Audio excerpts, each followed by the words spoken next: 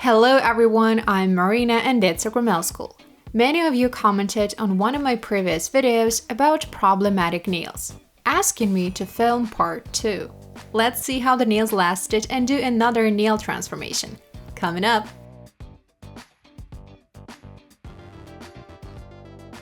Here are today's nails. It's been a month since I did them, so they grew a lot. But I think they still look great on the inside and rather defined. Same for the cuticle zone. When I try to pick it with a stick, the coating does not peel off, since apparently there are no air pockets.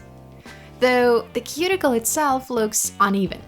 My model is guilty of having touched it up by herself at home, and I'm pretty sure she was using a blunt cutting tool. That explains the uneven cut. She also ripped some of the hangnails off, so there is redness around her nail folds. Well, you'd better wait till you see your nail technician and have them do your nails. I don't recommend you touch your nails up at home unless you have sharp nippers or scissors and can handle the technique. Now that my model has cut some of her nail folds, it's going to be way more difficult to do a clean manicure. Anyways, I removed the coating and prepped the nail surface.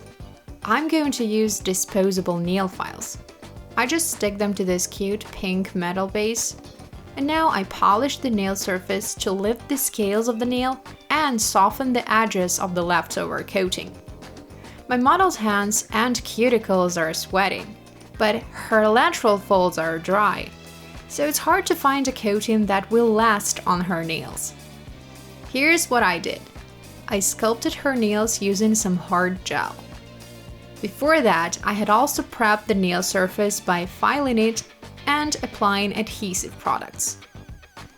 And it all worked out. The fact that there is no lifting makes me really happy. I am so glad that the technique worked. When it comes to problematic nails, I have noticed that nail extensions tend to last longer, because the fridge gets sealed inside of all that material and it simply can't peel off.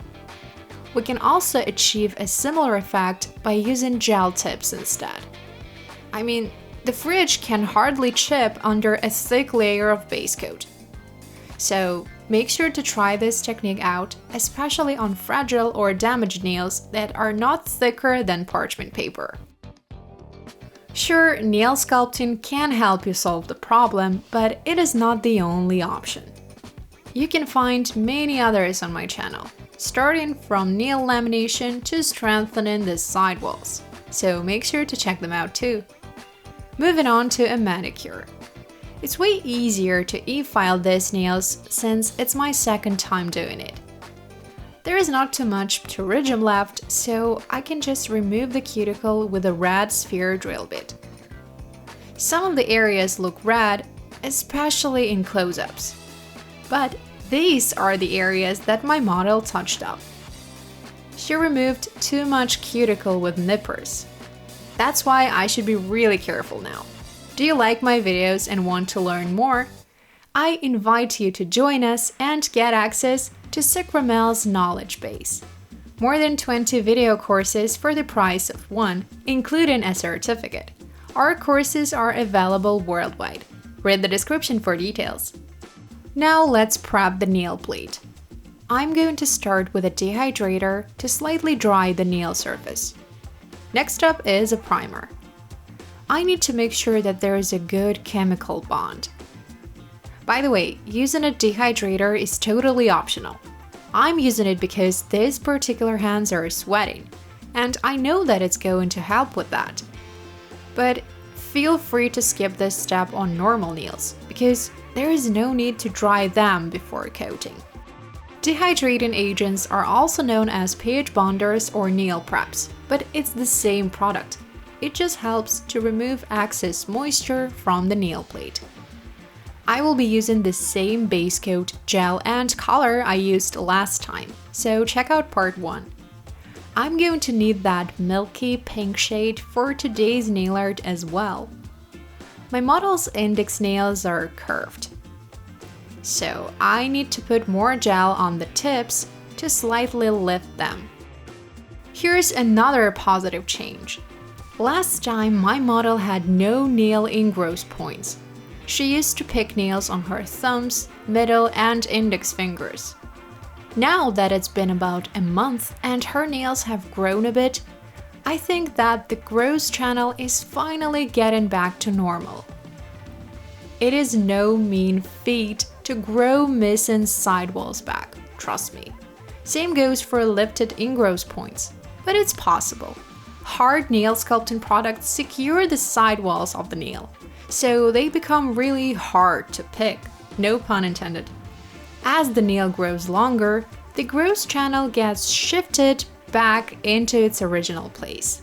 But what is the main downside of an upward nail curve?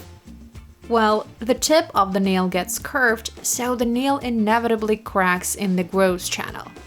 So it's going to break, causing a lot of pain, simply because of that issue. Always make sure to sculpt missing sidewalls using some hard material. Now let's shape the nails. We should file a defined nail shape. Make sure that the apex is not curved. The top of the tip should be flat. It should be parallel to the edge of the nail file, so you can use it to check yourself. Defined nails always look slimmer and more elegant, as if they were more expensive. I don't know, it just feels like a whole new level of nail art. It looks high class. So different from typical messy base coat alignment. Do you see the difference?